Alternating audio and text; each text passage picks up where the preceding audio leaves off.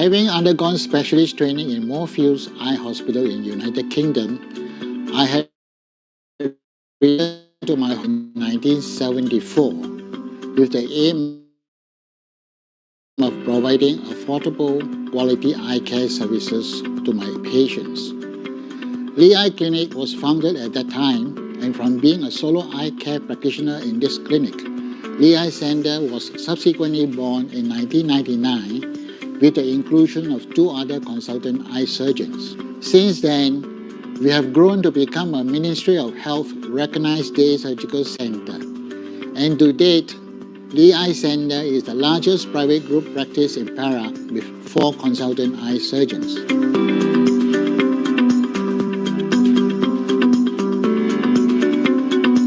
LEC Eye Centre is a one-stop comprehensive eye specialist centre, and we're able to cater to all the eye care needs of our patients. We pride ourselves in having the most advanced technology to provide the best outcomes for all our patients. We have premium cataract surgical services, and this involves the acquisition of the first Lenstar optical biometer in Perak, which is actually a laser machine used to measure the eye before cataract surgery. We also have another advanced machine called the Varion Image Guided System, which is actually a precision machine that provides digital marking during cataract surgery. Now, aside from this, we also provide retinal services, and this includes the management of retinal-related macular degeneration and diabetic eye disease. We acquired the first in Malaysia sweat source OCT angiogram, and this actually allows us to take high-definition images of the retina and better manage these diseases. We also want to make sure that we are always accessible to all our patients, and they can make appointments to see us with a click of a button via our online appointment system.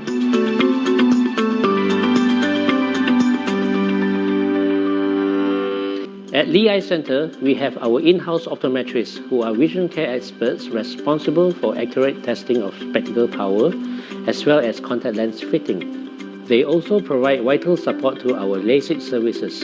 At LEC Eye Centre, we acquired the first in Asia light refractive suite in 2011. One of the fastest lasers in the market, this unique all-in-one suite connects the machines used to measure the eyes before surgery with the laser machines, so all treatment information is sent wirelessly and allows surgery to proceed seamlessly and with unparalleled precision.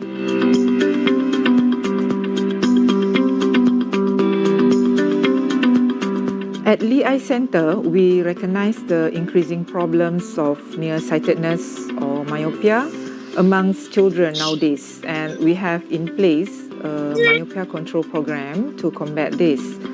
This program involves the use of myopin and eye drop, which has been found to be effective in slowing down the progression of myopia in children. So this program aims to increase awareness about myopia and allows our team of doctors, optometrists and nurses to work closely with parents to manage this epidemic which is sweeping the world. A key component of this program is the use of appropriately prescribed eyeglasses, for which our subsidiary company, Eye Care Optical, will be able to provide. Aside from children eyewear, a wide range of adult eyewear is also available.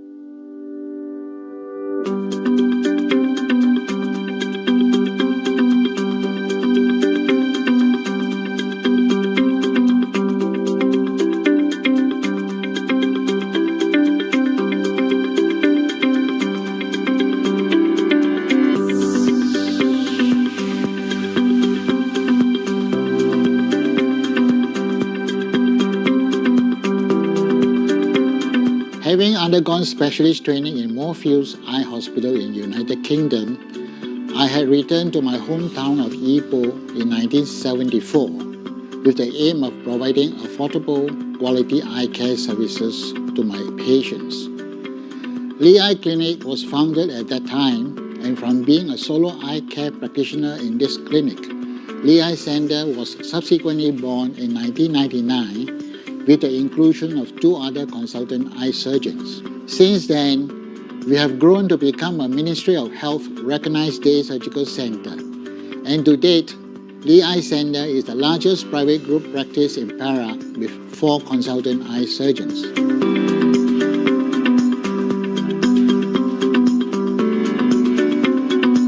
LEC Eye Centre is a one-stop comprehensive eye specialist centre, and we're able to cater to all the eye care needs of our patients. We pride ourselves in having the most advanced technology to provide the best outcomes for all our patients. We have premium cataract surgical services, and this involves the acquisition of the first lens-star optical biometer in Perak, which is actually a laser machine used to measure the eye before cataract surgery. We also have another advanced machine called the Varion Image Guided System, which is actually a precision machine that provides digital marking during cataract surgery. Now, aside from this, we also provide retinal services, and this includes the management of retinal detachment, age-related macular degeneration, and diabetic eye disease. We acquired the first in Malaysia sweat source OCT angiogram, and this actually allows us to take high-definition images of the retina and better manage these diseases. We also want to make sure that we are always accessible to all our patients, and they can make appointments to see us with a click of a button via our online appointment system.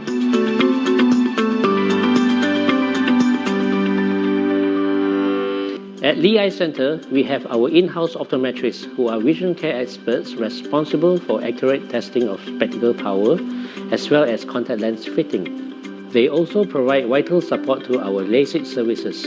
At LEC Eye Centre, we acquired the first in Asia wave-like refractive suite in 2011. One of the fastest lasers in the market, this unique all-in-one suite connects the machines used to measure the eyes before surgery with the laser machines, so all treatment information is sent wirelessly and allows surgery to proceed seamlessly and with unparalleled precision.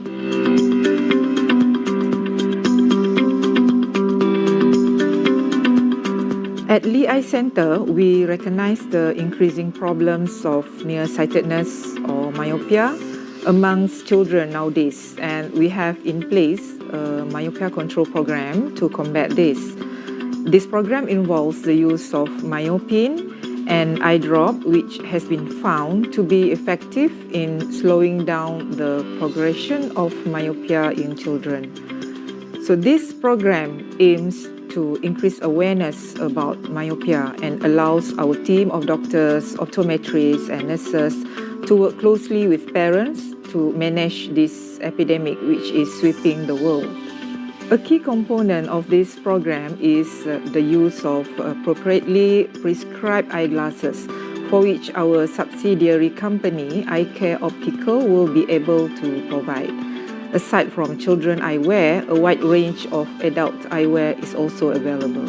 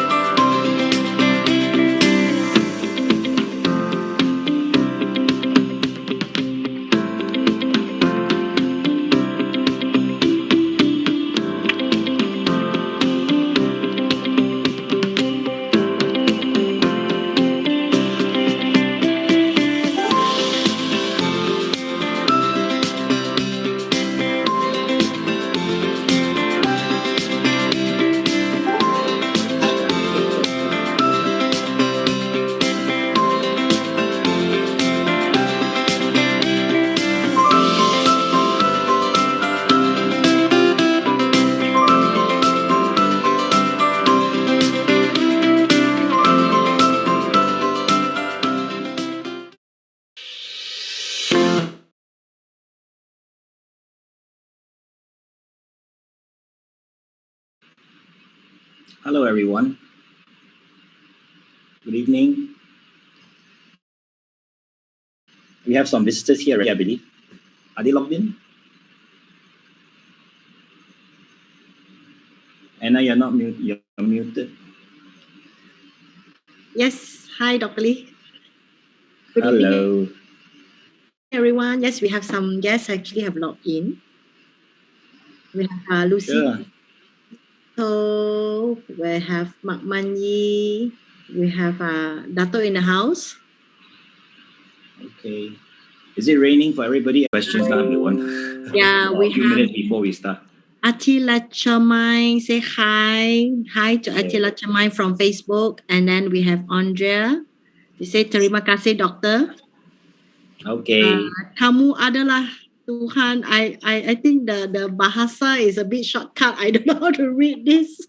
But he said thanks to Doctor. No problem. That's one of our Facebook Live viewers. Okay. We have SZ in here as well now. Yeah, Chen. Yeah, Who's Chen. the nice little flower? Whose picture is that? That's Lisa. Oh, that's Lisa. I hear a baby's voice. Yeah, I think that's from Chen. Maybe Hello he's to the baby as attending well. our webinars. Learning from young. Oh, the rain is getting heavy here in Ipoh, I can tell you that. Let's hope we don't get any internet problems, okay? Fingers crossed. Oh, I should not jinx it. Welcome everyone. Welcome everyone for joining us this live session. We have Kim Leong say hi. Hi Kim Leong from Facebook. Chai Tong Tong say hi. Hello, everyone. Yeah, we have viewers from Facebook. So I think today Facebook will be more active. Good. I hope everybody will continue to be active because we're going to continue this, I'm sure, for a while to go, even, when things are back to normal, because this looks like a good way to actually interact, actually. Yeah. I know we all yearn to be physically present. I think we do miss, public forums where we actually have proper interactions, but this is, I suppose, what we've been used to for the past year now. And, I think this is more up close and personal with the doctors as well, right? You can have more interactions, direct I suppose you can, yeah, that's true. Yeah. Because we're in the comfort of our own homes as well, we're comfortable. People can't see me here, but obviously you'll know that I am wearing shorts. I'm not wearing a because everything is up here only. Okay, I think without further much ado, we are about time. So I welcome everyone on board. We still have people coming in. So I would like to welcome everyone on board joining us in conjunction with this World Glaucoma Week in March. So we are having this webinar, If I Have Glaucoma. So I have Dr. Lee. So can the host share Dr. Lee's profile?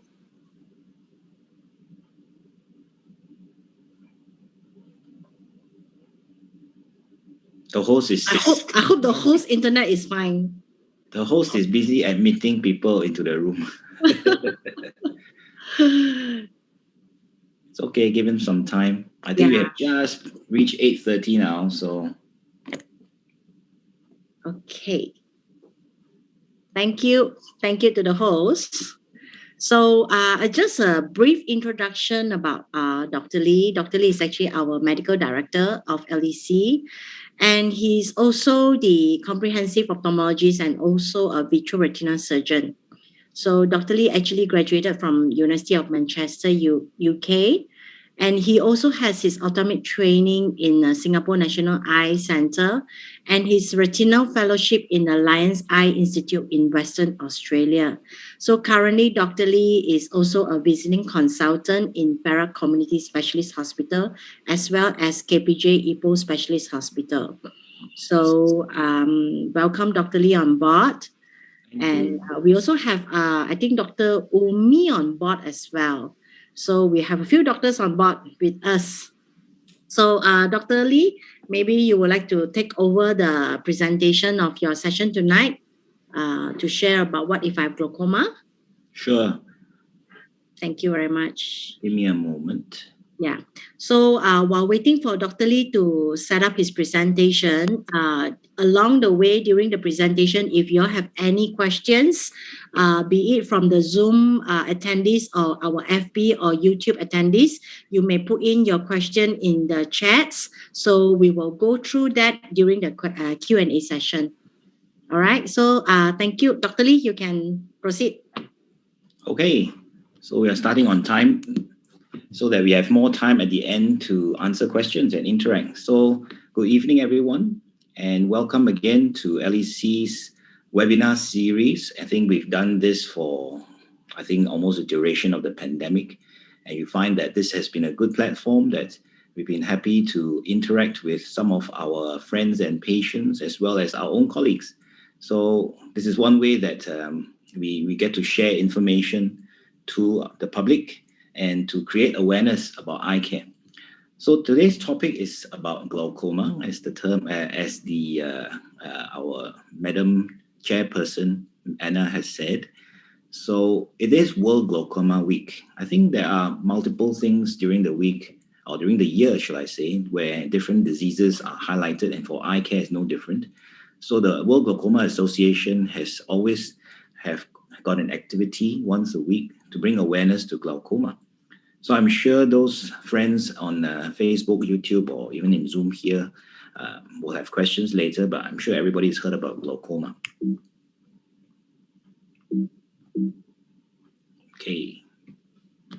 Right. So we have these are my financial disclosures. So some of the companies mentioned here are those that actually I provide lectures for, and we are very grateful to Alcon and Glaucos, I think mentioned here. They have actually contributed and to our webinar as well. And I thank you very much for their support, and we look forward to working together further. So just a few words about us. Those of you who do not know us, and if you're online, I think we are LEC Eye Centre. We've been around for over 4 decades now. I think started with my father, Dr. Y. Seeley, all those years ago. So that might give away a little bit about my age, but never mind. We are a fully accredited Ministry of Health organization and ambulatory or day surgery center, and we do only eye services here. So this is a snapshot of our center, and this is the suite where we see patients, our outpatient suite. And down below here, you will see this is our investigation suite, where we actually do a lot of different tests to look at patients' eyes. And I will talk a little bit about them afterwards as well in relation to glaucoma. And this is where we operate. So on our first floor, we have the ward, and we have rooms, and we also have beds and cozy, easy chairs. And this is our operating suite. So if you see over here on the left side, that is my colleague, Dr. Lim. I think he's in here as well, operating there. And this is me on the right side. So this is how a surgical environment is for eye surgery. You see lots of instruments, and there is a patient underneath there somewhere. And these are some of the advanced technologies that we use. I think, for example, here for cataract surgery, actually, being a straightforward operation the majority of the time, but to make it that way and make it precise and accurate, we use a lot of different machines to plan for the surgery. We have digital guided systems to actually help us put the lens in, align a lens, and also the actual machine that removes the cataract itself. So we provide advanced cataract surgery. And I'm a retinal surgeon, as Anna mentioned, so I provide services to deal with retinal diseases as well. So I won't elaborate about them today. That will be for another webinar. But some of the things that I deal with are like retinal detachment, diabetic eye disease. That's a big problem that we have, macular degeneration, etc. We also have in our center a refractive suite where we do LASIK. So for those of you who don't like to wear glasses, or know somebody who does not like to wear glasses, then we can deal with that by doing LASIK. And we also use a lot of different technologies. And this one is one of the more recently acquired, what we call OCT, which actually takes a cross-section with a laser beam to look at very specific structures in the retina as well as the optic nerve. I will show some images, which of course is relevant to our glaucoma talk. We have optometrists with us. These are specialists in vision care. They look after, short-sightedness, long-sightedness, look at contact lenses and glasses. We have 3 of them. And we also have our own optical shop, and this is just a little bit down the road from where we are, a few shops away, and this is Eye Care Optical. And we have a branch in Sijawan that's been around for over 20 years, and we see patients there and also have minor procedures where we do that. Okay, so that's about us. And I am, as mentioned by Anna, just I'm the medical director here at LEC. I'm a consultant ophthalmologist. Ophthalmologist is a long term for actually being just an eye doctor. So we do a lot of different things as eye doctors, but I also specialize in retina. So straight to the topic now, we're talking about glaucoma. So as I mentioned, World Glaucoma Week, they have a theme every year. This year, their theme is The World is Bright, Save Your Sight.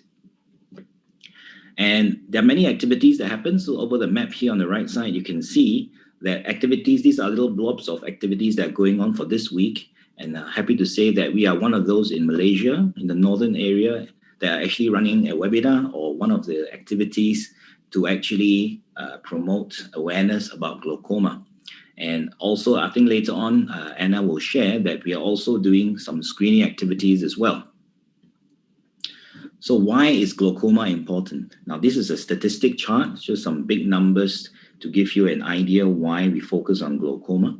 So it is actually the second most common cause of blindness worldwide. Afterwards, when we open the floor to questions, perhaps I'll ask who can actually tell me what the first or leading cause of blindness is. Anyway, if you look at the numbers, worldwide, we have 4.5 million people which are blind from glaucoma. And you have more than 12% of people of global blindness is actually caused by glaucoma. That's a big number. So in developed countries, 50% of people that have glaucoma don't even know. And you go to the more underdeveloped parts of the world, 90% of people with glaucoma don't know. So they present very late. And you'll see later when I elaborate why it's such a big problem, which we present late. So what is actually glaucoma? Glaucoma is a group of diseases which actually causes damage to our optic nerve, which is the nerve that comes from the brain to our eyeball, and that's responsible for vision loss. So what happens is you got a problem that damages this optic nerve, and is usually associated with high pressure within the eye. A short video to explain a little bit. In the healthy eye, fluid called aqueous humor is made in the front of the eye and flows out through a tiny drain called the trabecular meshwork. The trabecular meshwork is located in an area called the drainage angle. If fluid doesn't flow out of the drainage angle properly, eye pressure increases and damages the optic nerve. Okay, that's just a very simple video to illustrate, and this is actually a cross-section of our eyeball. If you look at it from the side, it's like you cut open an apple, look at it from the side. So you've got the front of the eye on the left and the back of the eye on the right. So the optic nerve is this long little tail that this little ball here has.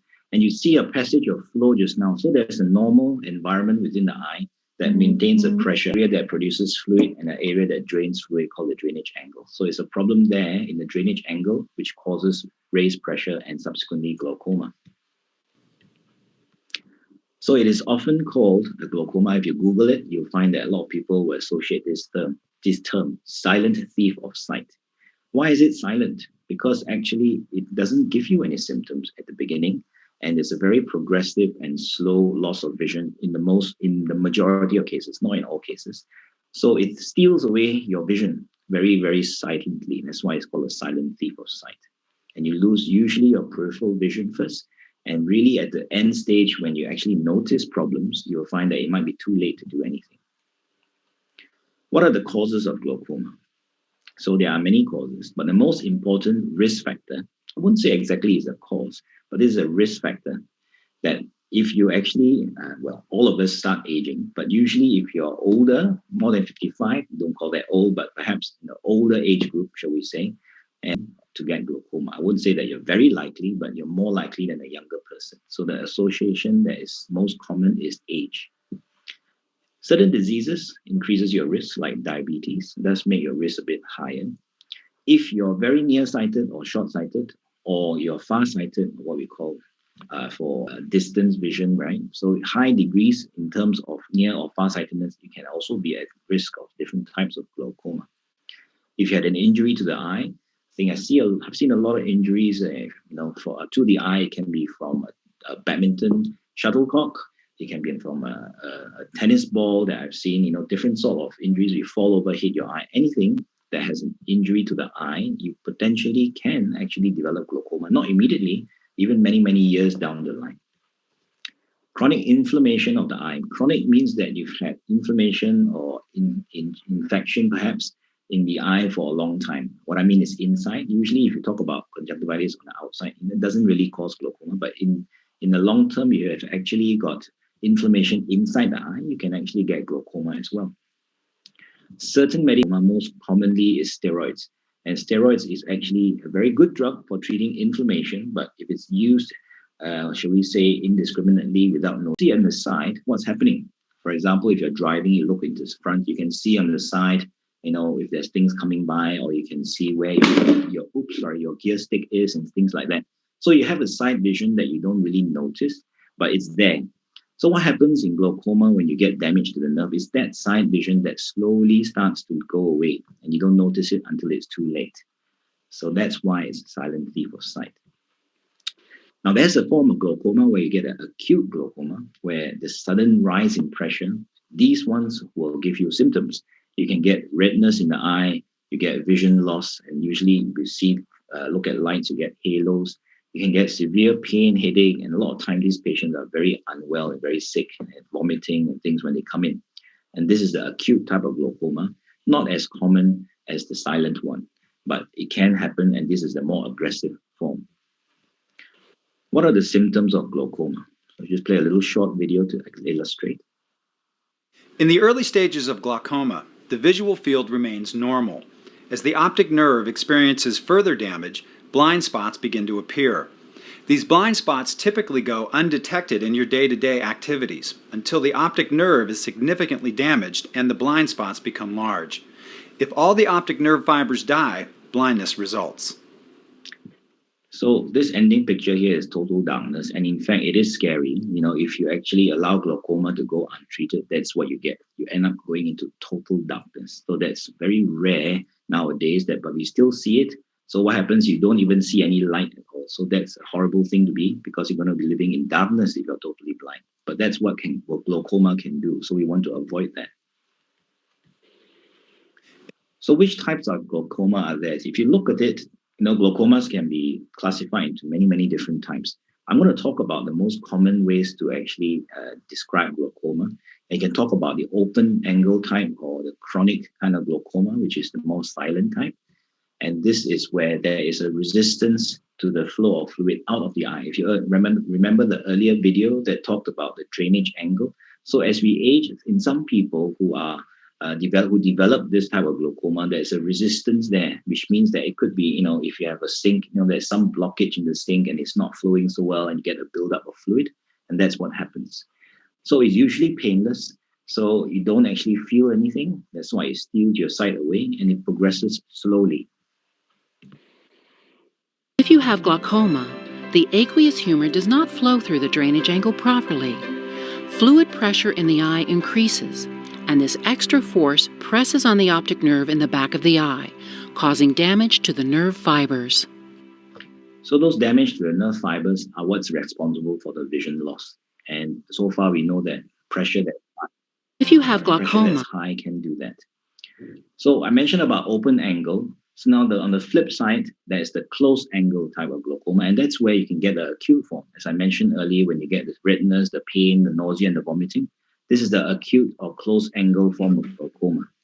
And this is when there's a sudden blockage of the drainage angle and the pressure shoots up quickly. And it's very painful. And those who have had it, well, touch wood, none of you here have had it, but those who have had it, my patients have come to me looking really ill and feeling very unwell. And if you can present to the emergency department and can sometimes be treated for something unrelated, the people might think they have food poisoning because they are vomiting, but actually it's because of their eye. And it normally takes quite an aggressive course. A less common form of glaucoma, called closed-angle glaucoma, occurs when the drainage angle of the eye becomes blocked. The iris, the colored part of the eye, may close off the drainage angle. People of Asian descent and those who are farsighted tend to be more at risk for developing this form of glaucoma. Okay, I hope you all heard that. People of Asian descent. So unfortunately, we are of Asian descent. I think what they're referring to, there are certain groups of people, we've seen a number of them when we actually examine the eyes. There are certain eyes that actually look a little bit smaller. I think as Asians, a lot of us have smaller eyes. People make fun of the so-called narrow eyes that we have, single eyelid. That's typical Chinese or Oriental kind of eyes. So what happens is, the smaller eyes will have a smaller drainage or narrower drainage angle. And some of these eyes, it can be so narrow that as we age, suddenly you get a closure of the angle, and that's why you can get acute glaucoma. So how do you know? Really, the best way is to go for screening and go for regular eye examinations. No different from when we actually go for regular health checks. And this happens as we get older. So for myself, when we are young, we always think we are indestructible. We can, bounce back from any sort of illness. But unfortunately, decade by decade, as we age, our body does actually give us problems. And we start going for regular health tests, and we take bloods and we get our BP checked, etc. So no different with your eyes. You should do that as well. So you go for your regular dental check as well every 6 months. So think about your eyes the same way. In fact, you should think about it even more importantly, because how can you live without good vision? However, glaucoma screening doesn't mean we just check for eye pressure. I mentioned just now a lot about eye pressure that's causing damage to the actual nerve of the eye. But pressure is only one aspect of it that we look at, because there are other things that we want to know to confirm glaucoma. Because there are some people that can have high pressures but no damage. Some people that can have low pressures but you get damage to the nerve. So what are the things that we have to do? We ask a lot of questions. We find out about the history, whether there's any injury, whether the family history. We do tonometry, we do gonioscopy, ophthalmoscopy, visual fields, OCT. All these terms I will elaborate now. So when we talk about history, we ask about whether there's any form of inheritance, maybe, whether family members, father, mother, or siblings, whether they have glaucoma. We also ask about any other medical conditions, because as I mentioned earlier, people who are diabetics are at slightly higher risk for developing glaucoma. And any previous surgery or injury to the eye. So you think about surgery as a form of injury, because we are actually in a planned way going in and disturbing the eye. So cataract surgery and all that is a form of surgery. And yes, there is a slight increased risk of glaucoma. It's not common, but we do have to ask these kind of questions when we screen. And of course, I mentioned about medication. So is anyone taking any steroids of any form? So when I talk about steroids, they can come in many, many different forms. So I have seen patients that develop what we call steroid-induced glaucoma, either directly because they have bought eye drops from the pharmacy because they have a red eye, and then they go to the pharmacy. Over here, unfortunately, in the Asian culture, it's quite easy. We go to the pharmacy, we can buy things over the counter. Where I trained in the West, in the UK and Australia, you might need a lot of prescriptions to get a lot of things. So the pharmacists can't sell it to you over the counter. But over here, you can get antibiotics, you can get steroid drops, you can get a lot of medications. So what happens is people buy something and they're not sure what it is. And when they put, the red eye goes away and they get more comfortable because it's got steroids. And I've seen enough patients that come in with glaucoma because they've been using steroids for months and months, not knowing. So it doesn't mean everybody that uses steroids gets glaucoma. Some people are prone to it. Usually around maybe 10% or less people may get it. But even then, we need to be wary. So I've also seen patients using steroids through an inhaler because they have asthma, or they're using skin kind of steroids for a skin condition. So any form of steroids can potentially cause glaucoma. So please be wary of that. And this is tonometry, meaning that what it is long-term just means eye pressure. So these are images of how we can measure eye pressure, and these are all available in our clinic as well. So over here on the top right, this is called a Goldman's applanation tonometry, that very long medical term. Is actually the standard way of doing it.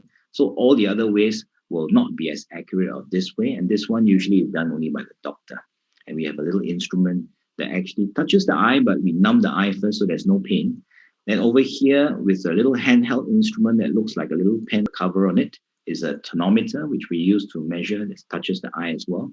The one that doesn't touch the eye is the bottom right picture here, where it uses a puff of air. It just shoots a little puff of air at your eye and measures the pressure. So these are different ways that we can check the pressure. This other medical term called gonioscopy just means that we're using a little instrument to look at the drainage angle. If you heard, if you heard earlier, we talked about where the drainage angle is where the fluid goes out. So these are just anatomy, or you don't have to learn this, but it's just to illustrate that we look at the different structures within the eye to look at what the drainage is like. So on the top right here is an example of an open angle where the angle is all open. And on the bottom here is where there's scarring because of either injury or other problems before. So there is no appearance of similar structures compared to the top and the bottom right picture. And this is a close angle form of glaucoma. And ophthalmoscopy, it just means looking into the eye and looking at the optic nerve. So if you see on the left side image here, this is what a nerve looks like. It's a normal one. It looks nice and pink in the majority of places. Small little yellow area that's just the center area. We call that the cup, where there's not as many healthy nerve cells. When you get healthy nerve cells, everything looks pink. And over on the right image, you see everything looks more yellow. And this is because a lot of nerve cells have died. And this is a patient with advanced glaucoma. Visual field is also an important test. And this is a patient that is sitting there looking into this machine. And with a remote control in the right hand that actually clicks. And the machine actually measures different areas where the patient can see to look for blind spots in the vision. If you remember, I say glaucoma tends to affect the side vision first. And if you just ask a patient who has early glaucoma, they won't notice that they have problems because their center vision, which is usually what we use anyway, is all fine. So this form of testing will pick up early signs of glaucoma, and we can start treatment earlier to stop that side vision from going more and more, disappearing more and more until the center part gets involved as well. So this visual field is one of the important things that we have to do. Now, this is the optical coherence tomography, a very long term, but it's called OCT. It's been around for many years, and we've been using it in the eye for many years. And the machine that I showed earlier, which is advanced OCT, uses a laser beam and takes images. Like, for example, here, our colleague here is taking an image of a patient, and that this is a screen that you see on this side is one eye, which is a normal. Again, that picture looks where you see all the normal pinkish color nerve, together with a yellowish pale nerve, which is damaged. And this different colored maps and black and gray kind of screens will look at a cross-section over there and compare with normal patients. So we have a database of normal patients, and then we compare that and we know where this patient's eye sits in terms of how far the damage has gone. So what is the treatment? So we talked about what it is and who gets it and how to actually look for it. So what is the treatment? If you see here, this is just a patient getting eye drops in the eye. And this main form of treatment is eye drops. So you might think, okay, eye drops isn't too bad. Yes, you're right. Having something like just putting an eye drop to be able to control glaucoma is actually a good thing. And we have very, very effective eye drops now. But sometimes using eye drops, as you see afterwards, I'll talk about some of the problems we face. If it's not good enough, we may have to do some laser treatment. And in the worst case scenario, or in those cases where we can't use eye drops or even laser does not work, we have to do surgery. So when you talk about eye drops, is to actually lower the eye pressure, and it is a lifelong treatment. Just think about glaucoma as something like you have to manage for the rest of your life, like diabetes or like high blood pressure, cholesterol. If you're diagnosed with that, well, cholesterol and hypertension, these lifestyle things, if you make alterations to your lifestyle, you can perhaps may not need medication. So, but you must remember that you need to control the condition to it. So for glaucoma, it is about control. But making lifestyle changes to manage glaucoma at the moment is not completely possible. But you definitely have to make changes to adapt to remembering to put your eye drops. So the most common challenge that I have when my patients I give eye drops is they forget to use them, because you can use them at the beginning quite regularly. Then after a while, you tend to forget. And these eye drops may need to go in once, 2 times, sometimes 3 times a day. So you need to remember. So how to put eye drops, and some good practices on how to put eye drops. There's some little variations in technique, but the main thing to remember is certain principles of getting it into your eye.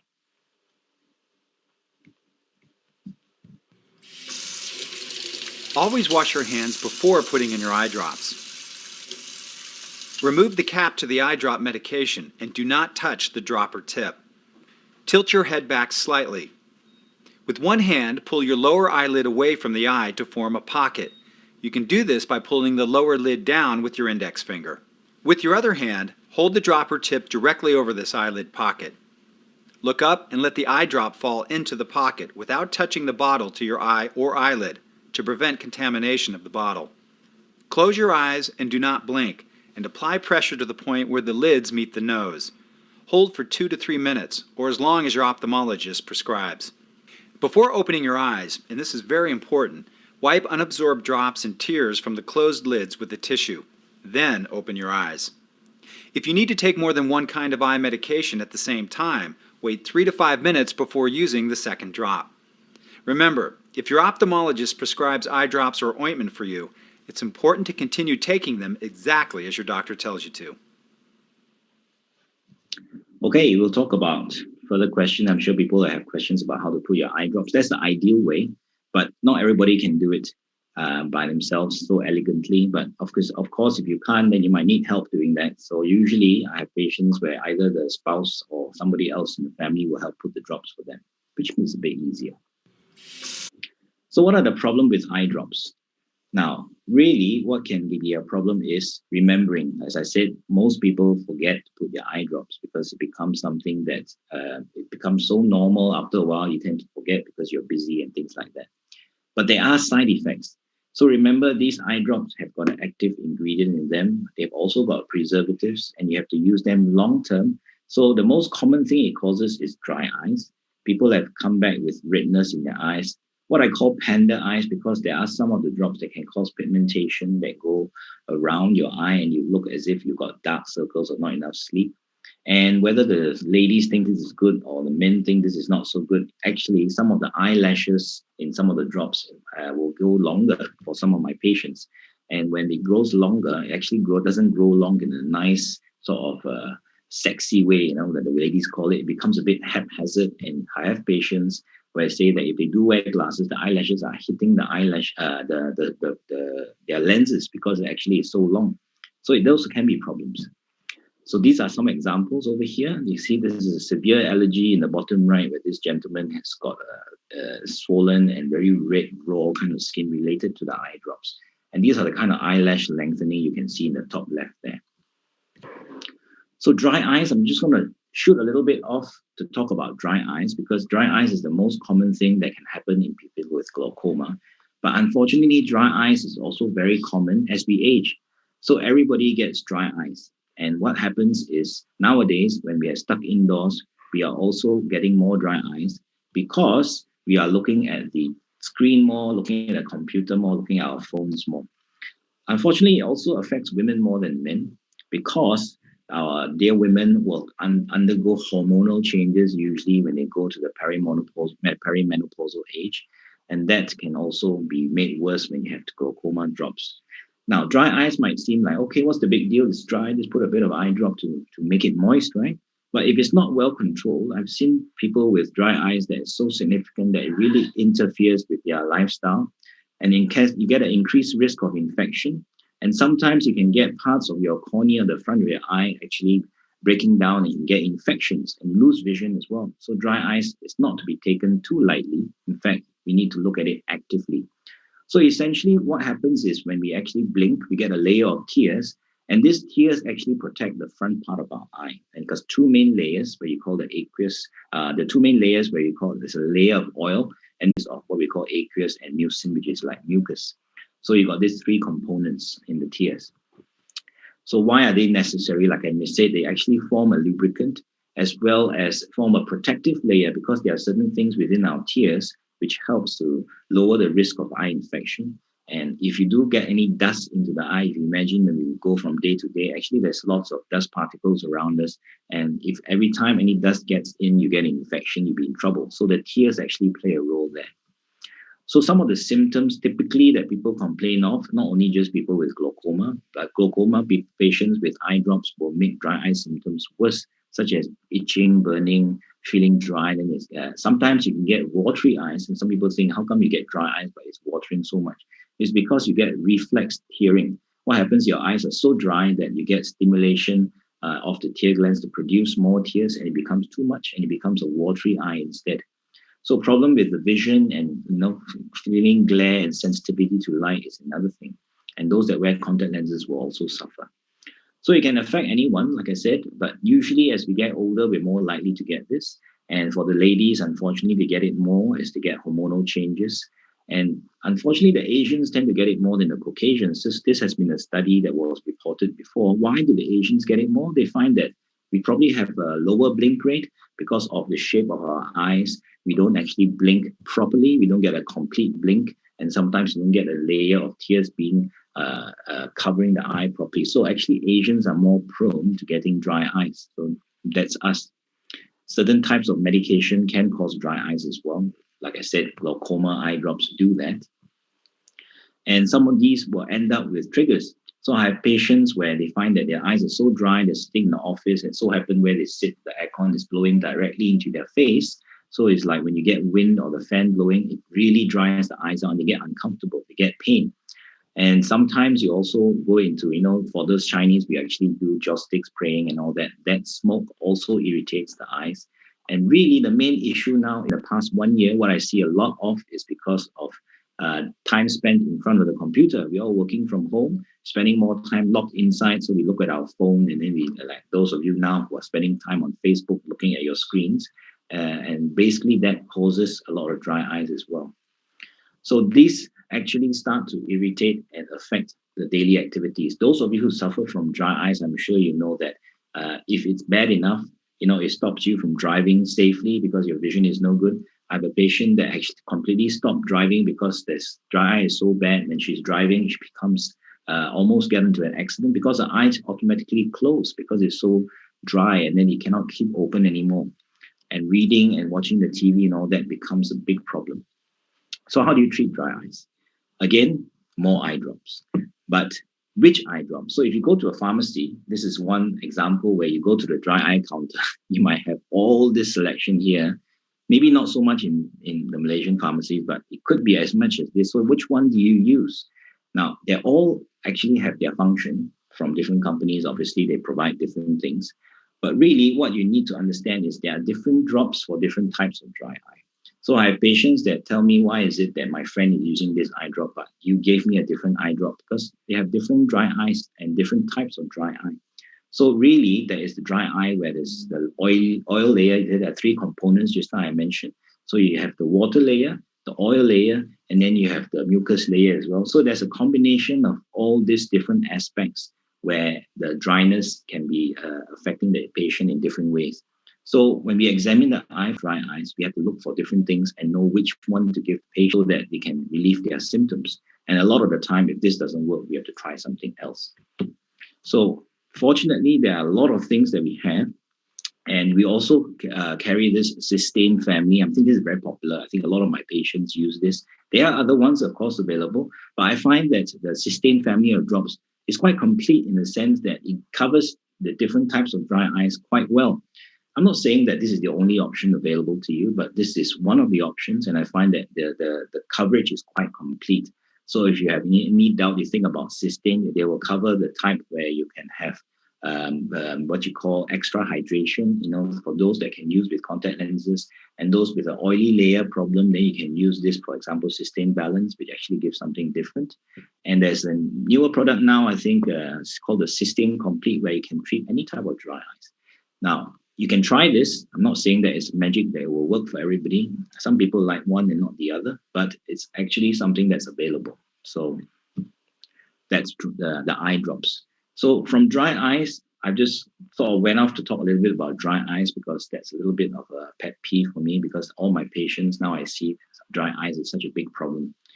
Now, before I talk too much about eye drops, so now that we know that you can treat glaucoma with eye drops, what if that doesn't work? So you can actually do laser as well. So laser treatment, there are two main forms of laser treatment for glaucoma, and laser is used in all forms to treat eye conditions. As I mentioned earlier, you talk about LASIK, which was actually laser to treat, let's say, about short-sightedness and astigmatism and all that.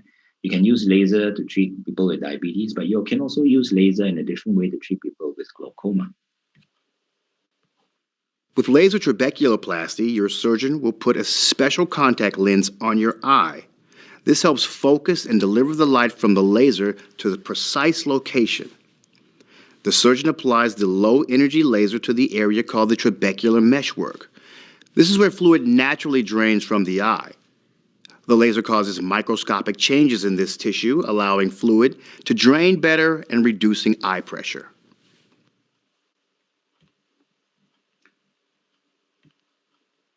With laser iridotomy, the ophthalmologist uses a focused beam of light to create a tiny opening about the size of a pinhead in the iris.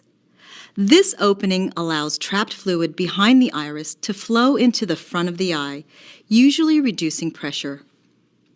A laser iridotomy is an important way to treat or prevent a sudden rise in eye pressure that can seriously affect your eyesight. Okay, so you see the laser is used to treat, like I mentioned, the two broad forms of glaucoma, the open angle and the closed angle. So where you have an open angle, but you find that the pressure is not being lowered well enough with eye drop, you can add laser treatment.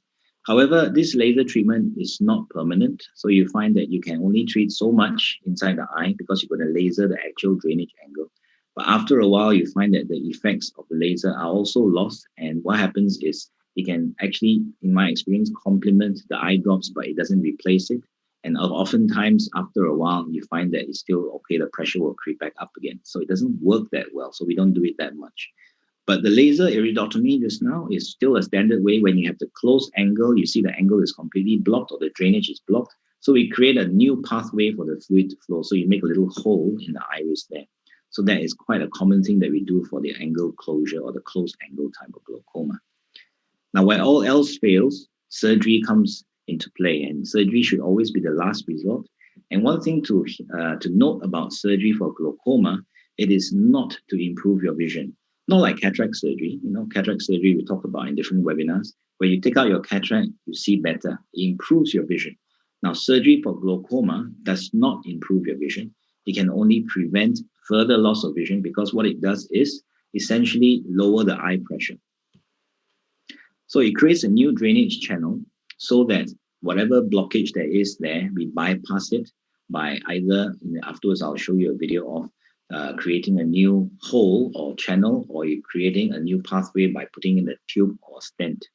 So the goal is to stabilize the disease and prevent further loss. It does not actually improve vision because whatever damage to the nerve cannot be reversed.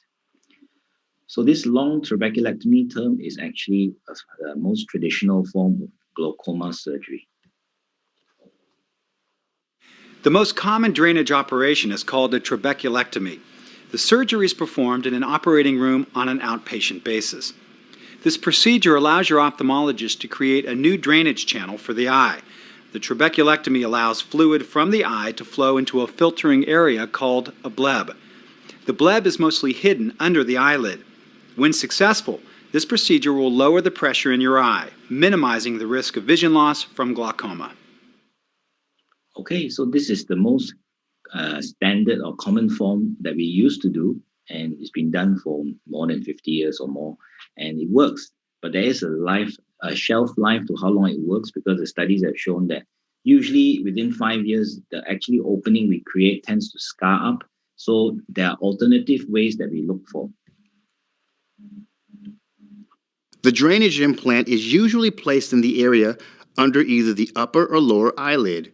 Your ophthalmologist will stitch the implant to the sclera, the white part of your eye. Your ophthalmologist may cover the tube of the implant with a patch. Fluid will drain into the area around the implant. A tiny tube is attached to the drainage implant and inserted into the front chamber of the eye, usually just in front of the iris. The tube sends fluid from the inside of the eye to the implant, where it is absorbed into the body. So over here is a drainage device. So this drainage device is basically when usually it's not the first option we use. Maybe we go for the more traditional, the trabeculectomy. And if that doesn't work, what happens then? You want to put in a tube. And this tube is, as shown there, leads up to a little plate where the fluid actually is eventually drained out into the periphery of the eye. So this is a bigger operation. You're putting a big implant sitting on top of the eye, and they're supposed to stay there all the time. So there are certain problems that can be associated. So we use it usually as a more later resort, to be honest, before we do the the other operations first. Now, more and more now, we are doing what we call minimally invasive glaucoma surgery. As in all forms of surgery now, we tend to try and make things smaller and smaller, so it's actually easier for the patient. And this small incision allows better or quicker recovery. And these are usually micro shunts or bypass devices that actually helps to drain the fluid without causing too many problems, hopefully. There is a lower risk of complications with this, but unfortunately, one of the drawbacks is it does not lower the eye pressure as much as the previous procedures that I mentioned. So one of the devices, as one of our spotters today, Glaucoma, actually produced this, is called the eye stent. So this eye stent is essentially what we call a mixed device. The first one that was approved to be implanted into the eye for this purpose.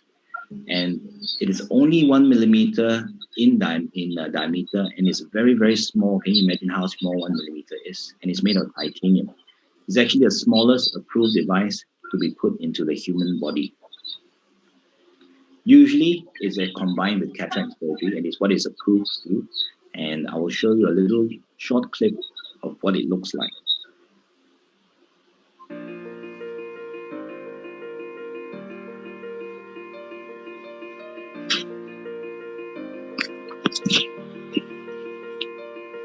So this is just a video that shows the flow of fluid. I think we've seen enough of this, how fluid is produced from the area and drains through the angle and what we call the trabecular meshwork. So this shows the pathway. And this is the implant itself. It's made of titanium. It's got a little head that's cone-shaped.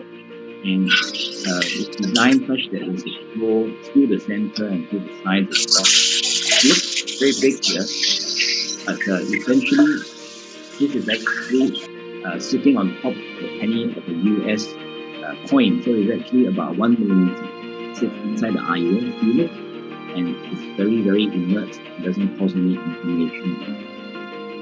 So the way we do it actually is when we do cataract surgery, we have to enter the eye with this little device, and we go into that drainage angle with a special mirror that we use to look inside, and we deliver this by just pressing the button, and it delivers this straight into the drainage angle.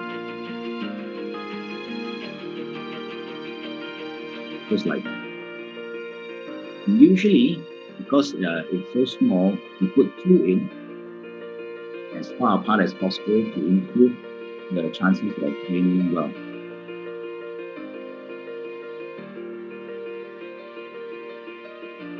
What happens now is the fluid will go through that little device or the 2 devices that's there and lower the pressure that way.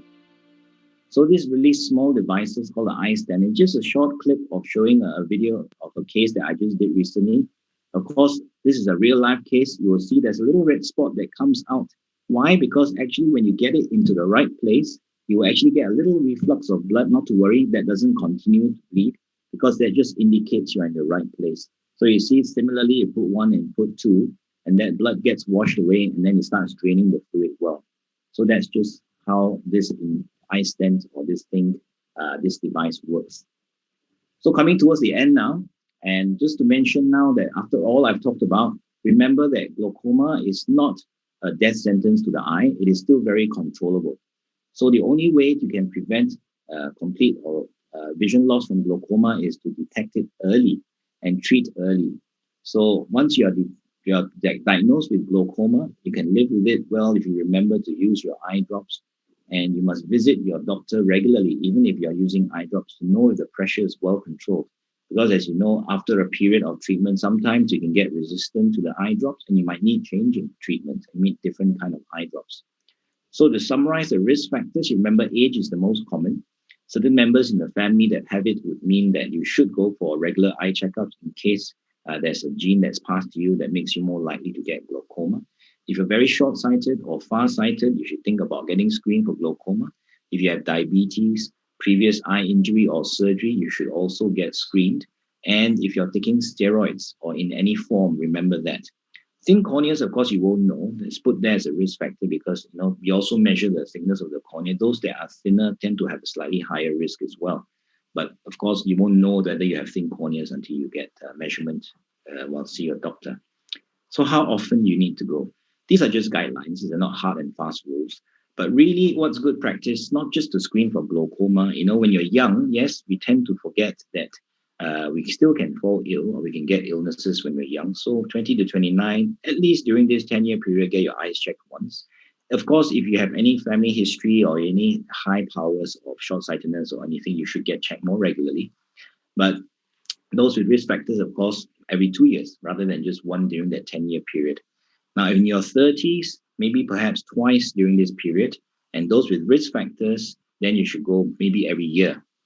As you get older into your 40s, 50s, 60s, I think you should do it every year. It's good practice just to get screened. And once 65 years or older, I think every 6 months is good, because besides looking for glaucoma, we look for cataract, we look for macular degeneration and all sorts of different things as well. So some of the changes we've done the webinar, obviously, over the years, over the past, excuse me, just move on from that. So one of the changes that we've done now is, of course, doing these webinars for the past 1 year. If you'd like to come and see us, there are different ways you can actually make appointments on the Facebook now. You can actually PM us. You can actually go to our Instagram, post on our YouTube, come to our website, call us. You can also download an app that's called Anchorman from the actual Play Store or App Store. Look for us in this app and you can make appointments and look at where, perhaps it's myself, which day you want to come in and which day and which times you would like to book in. You can do that all online. Everything is going digital because of the pandemic. And we also been delivering eye drops to our patients. And in fact, we go as far as to do online consultations as well. So I've had patients that cannot come in because of the pandemic and they're still worried about certain things. So we do simple things, do a WhatsApp call. We can do a Zoom call. We can do Microsoft Teams, Google Meet, all kind of things to actually see face-to-face, at least give some reassuring advice. So a lot of things has been actually adapted to actually fit around and continue the pandemic to make sure that our services continue to be provided. And I thank you all for your attention. I've been taking up about 45, 50 minutes of your time. I hope we didn't put you all to sleep. And any questions, please either post in the chat box and we can actually have a face-to-face Q&A session now. Thank you once again to our sponsors, Alcon and Glaucos, who have generously helped to actually promote this webinar so that we can get more awareness out about glaucoma, and to the team at LEC and to all of you for listening. So thank you very much. Thank you, Dr. Lee. Very, very informative and very, very powerful. Long and boring. Oh, no, it's quite interesting because you got a lot of videos to share. I think it's easier for a lot of attendees to understand. I think because, okay, let's welcome some of our Zoom attendees who actually came in late. We have Benny, we have Adeline, we have Barry, we have Diana Yusof, we have Eric Chan, we have Herrick, we have Kyung Chi Seng. So for those attendees from our FB Live, if next time you would like to join our Zoom session, please register earlier so you can join us at our Zoom session. So for any attendees in our Zoom, if you have any question, you can unmute yourself to ask a question directly with Dr. Lee and interact with Dr. Lee. Otherwise, you can post your questions in the chat. While waiting for some to ask questions, I have some questions, quite a number of questions from our FB Live. So it's actually coming from King Cheong. What do you recommend to overcome glaucoma drop-induced eye discomfort? Okay, of course, the best thing is don't put law, but cannot, right? So what happens is, I think if you are using eye drops for glaucoma and you get discomfort, and firstly, you need to see your eye doctor and decide, is it an allergy to the actual eye drop? Because if you're allergic to it, then whatever you do also, it won't take away the discomfort. So if it's not an allergy and it's related to the actual active ingredient, the side effect of causing redness or dryness, then we manage that by actually putting in lubricants. So as I mentioned, dry eyes is the most common. So if you say discomfort, more than likely is actually related to dryness of the surface. So use some dry eye drops. So again, your eye doctor can recommend, can look at which type of dry eye that you have and use different forms of tears, artificial tears to actually help with that. Okay, thank you. Wong Piquin, say hi and good evening to all of us. Hello. Okay, King Chong asks, what role can a GP play in treating or manage glaucoma? Okay, so those of the GPs that are actually motivated or interested to actually do is they need to have some form of way to measure the pressure or to at least monitor that. Because I think we have patients that actually are on eye drops. I think one role is, of course, to be able to monitor to see whether they are actually having adequate control. The other thing, of course, is a lot of the time the family doctor, because they are in the community, will be the first port of call if they develop any problems. So the patient might feel irritation, redness, and any pain.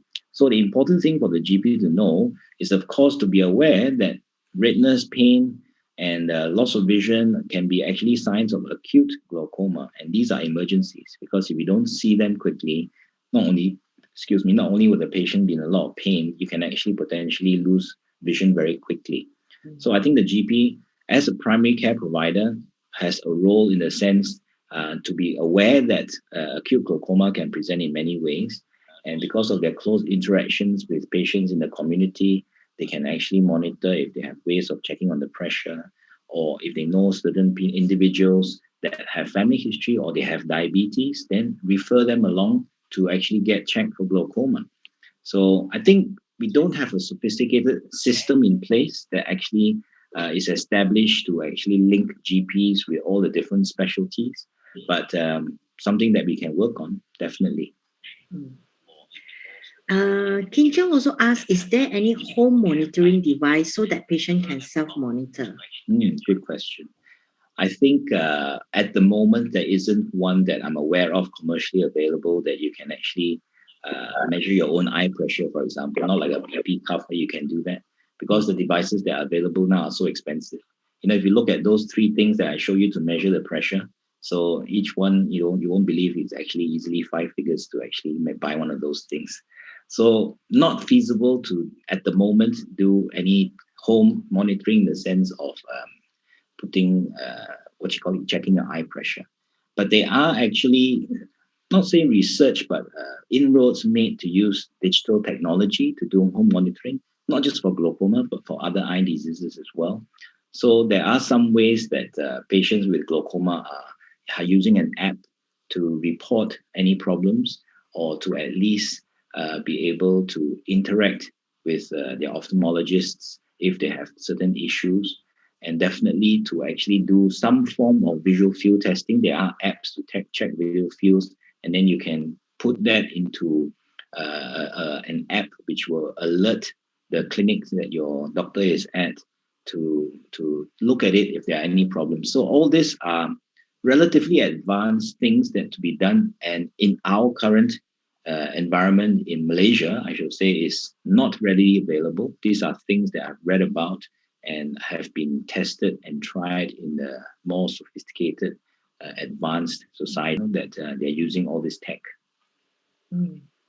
Dr. Lee, more just from our Facebook, is there any activity that glaucoma patient to avoid? Like example, yoga, badminton.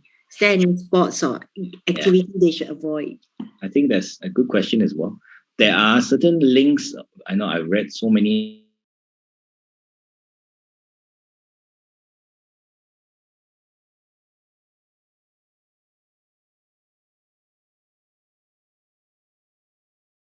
I think there are certain things that might increase your risk of developing or of worsening glaucoma.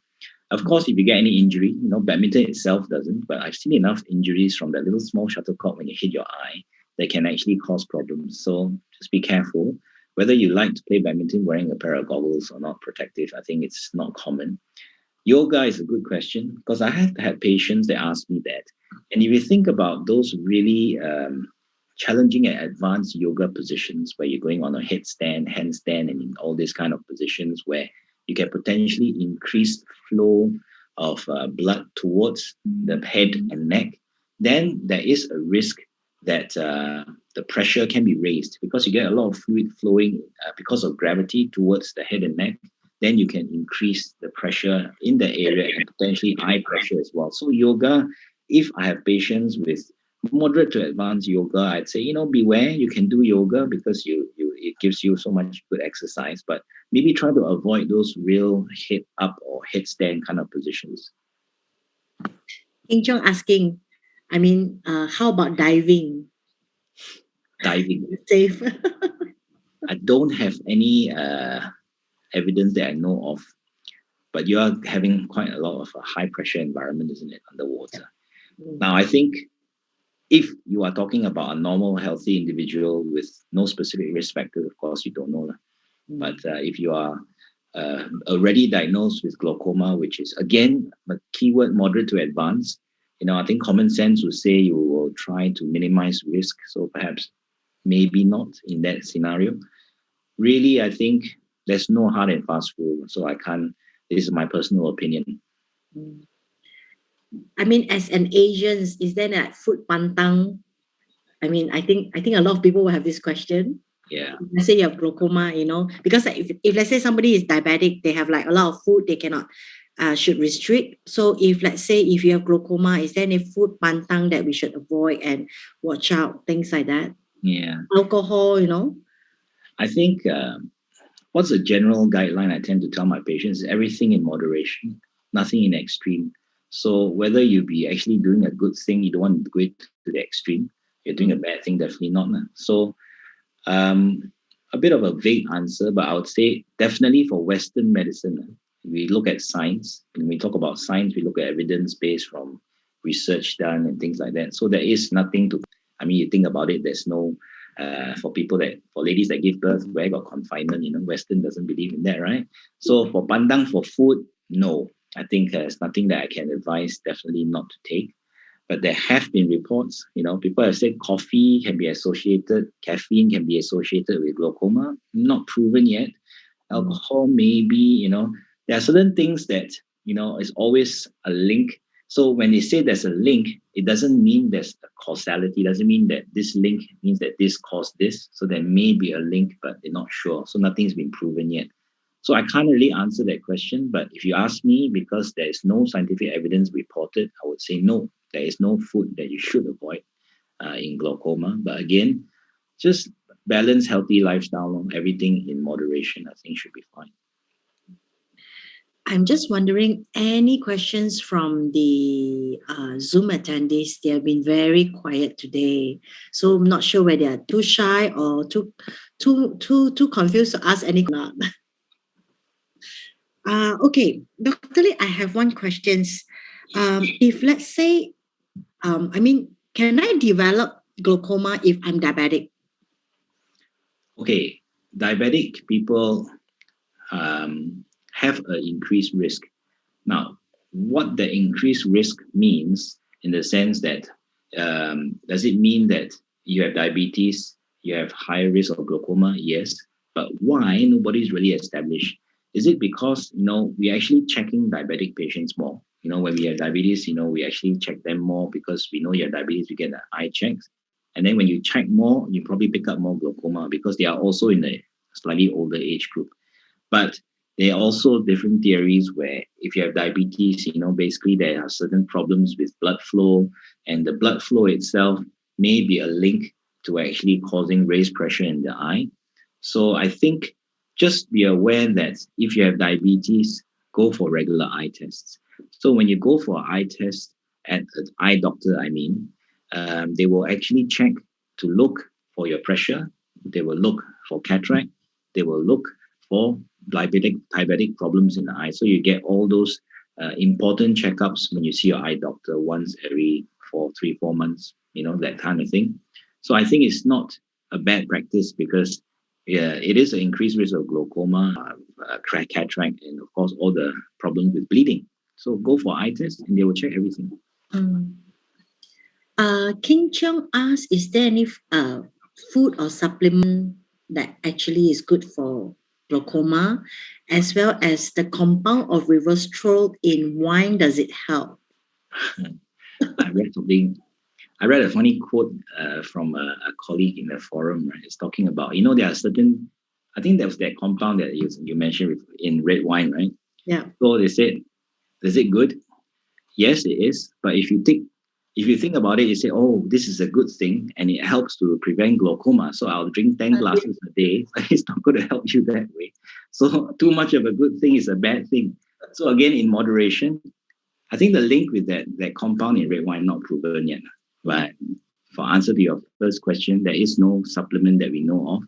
There are plenty of supplements out for the eye in the pharmacy. There's, lutein, zeaxanthin, this antioxidant, that vitamin.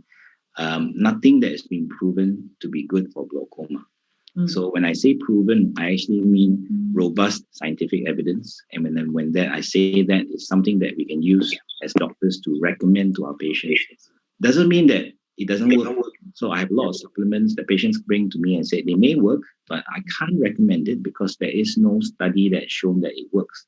So I can't recommend things that's not proven yet. But if you like to take it, go ahead. I don't think it's dangerous. So that's where it stands with supplements for glaucoma at the moment. So I guess actually back to the principle, early detection would be better, right? Correct. You get it screened. Okay, Dr. Lee, can I develop glaucoma without having an increase in eye pressure? Oh, yes. That's a very good question. As I mentioned earlier, there are patients that have high pressure, so-called. The arbitrary number that we look at is 21. I think traditionally people have looked at the number when they measure eye pressure. 21 and below is normal. 21 above or above 21 is abnormal. We found that this may not hold true for everybody. So yes, majority of cases, maybe there's 15-20% of cases where above 21, maybe 24, 25, they have no damage. And that's just the way they're made. And those sometimes were in 16, 17, 18, and you find that they get damage. So pressure is a guideline, and the majority of cases where people have glaucoma, the higher the pressure, the more likely they will have it. But it's not necessarily the actual rule for all. And that is why we actually do all the other tests. So measuring the pressure is one, most likely to be the most important, but we also look at the visual field, look at the nerve, look at the drainage, look at the OCT, and hence all these different tests to actually establish the diagnosis. Dr. Lee, we have one question from our Facebook Live attendee, Samantha Uy. Samantha Uy asked, should a patient apply the eye lubricant first or the glaucoma eye drop first? And how long apart? Yeah. So second question first, how long apart? 3 to 5 minutes. So as mentioned in that eye drop video, why 3 to 5 minutes? Because you don't want to wash out the first drop with your second when you put it in too quickly. Yeah. So the best way to actually do it is, I have told patients where they get very symptomatic, like just now there was an earlier question about discomfort from glaucoma drops. So to put the lubricant and sandwich it between the eye drop. So you must remember to follow the rules of 3 to 5 minutes. Otherwise, you end up washing up your glaucoma eye drop, which is important. So you put an eye drop of lubricant. So you prepare the surface and sort of moisten it and make it more comfortable. Wait about 3 to 5 minutes. Put your glaucoma eye drop. And do it the same way. Don't put it in and then just squeeze tight. Everything come out and just wipe dry. Just put it in. Keep your eye closed. Whatever that feels wet outside, just wipe with the tissue. And then 3 to 5 minutes later, put another drop of lubricant. So you sandwich the glaucoma drop with lubricant on either side. And then that can give you more comfort. Yeah. Okay. Dr. Lee, I probably will take another couple of questions, okay? Because I think it's been about an hour already for this session. So while we wait for another 1 or 2 more questions, Chen, you have a question, Chen? Yes. I see you have unmute yourself. Yes. Yes. Yeah, okay.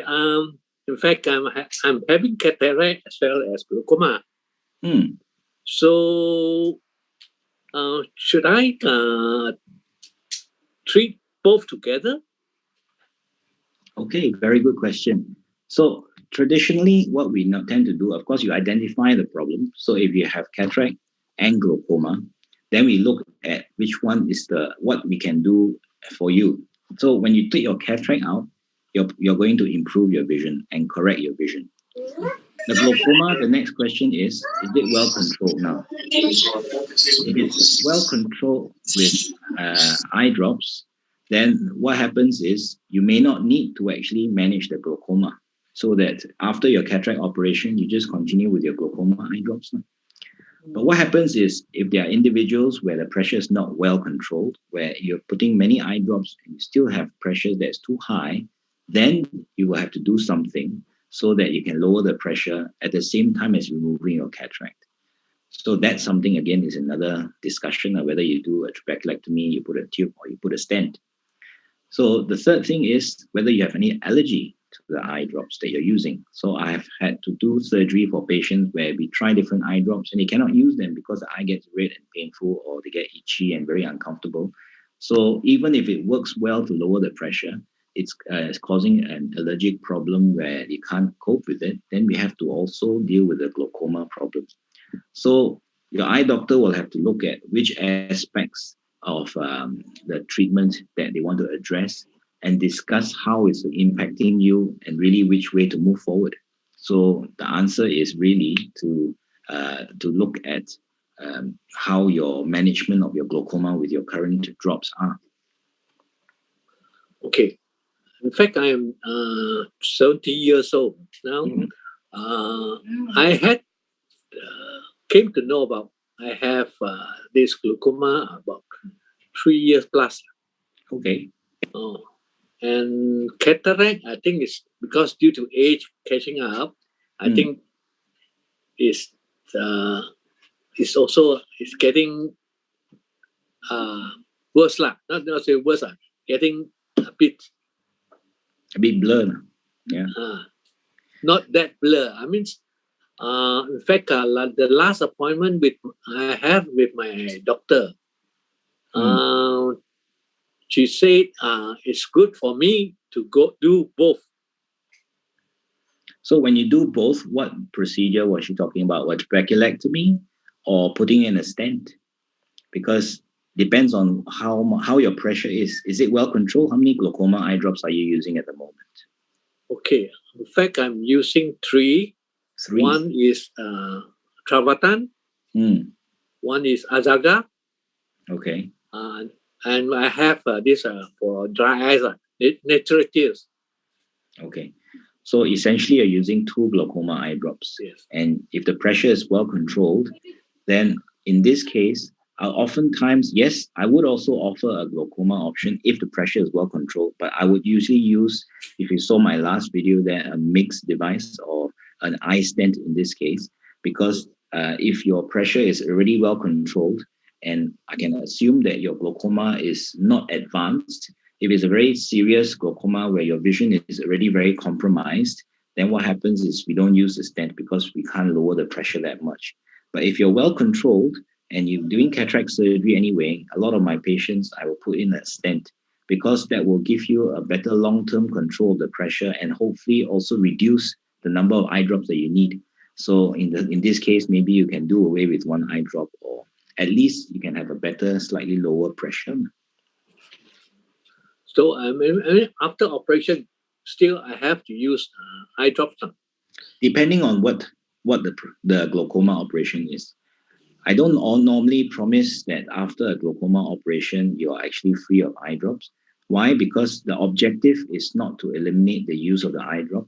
The objective is to allow better control of the pressure on top of potentially the eye drop as well as the surgery. If after the surgery, for a positive note is that the eye drop is not required anymore because it's draining so well, then that's a bonus point.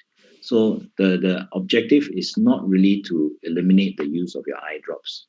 If we want to stop the use, if like for some of my patients that we find that they cannot use eye drops because they're allergic, then we have to do a procedure to make sure that the pressure is low because they can't use eye drops. So that's a different discussion altogether. So in your case, I think I would assume that from what you're telling me that your glaucoma is well controlled and you're going for cataract surgery, and therefore the discussion about doing something to lower the pressure a bit more and maybe reduce dependency on your eye drops is one thing that I would talk about. My pressure, I think now is about 13 and 14 like that. That sounds good. Yeah. That sounds good. You will fall So in the what category. is a risk? Is it the higher the better, or higher the acute? The condition is acute. Well, The pressure, the bigger the pressure, the worse is it. yeah, of course. Yeah. The higher the pressure, the worse or the more likely you are going to get damage. Okay. One more question. I've been putting eye drops now. Normally, morning I will use the nature tear first. Then I put Azaga. Okay. For Travatan, usually at night before I go to sleep. Is it okay? That's correct. Your Azaga should be twice a day as well, right? Twice a day, yes. Yeah. So Azaga is twice a day, morning and evening. And this Travatan is at night. That's correct. Okay. All right, huh? Okay. Thanks. You're welcome. Thank you. Thank you, Chan, for your questions. Okay, before we go to the next question, we have been having this webinar to educate the public, and also in conjunction with this glaucoma week for this in March. For all attendees who actually attended this webinar, be it through the Zoom or our Facebook Live or our YouTube Live, you're actually entitled for a free eye screening as well. Benny, Yep. do you have a question for Dr. Lee? No, the questions that I want to ask has been asked. All right. Because I see you unmute yourself, so I thought you have a question. Thanks. Okay, thank you. So back to so my host has actually, my colleague have actually shared the link for you to register, so you can do this registration later. The registration for the free eye screening will be open up to tomorrow at 5 p.m. So you can register yourself for the free eye screening. So for all attendees who actually come in for the free eye screening, will actually entitled for eye drop, a sustained eye drop pack from courtesy sponsored by Alcon.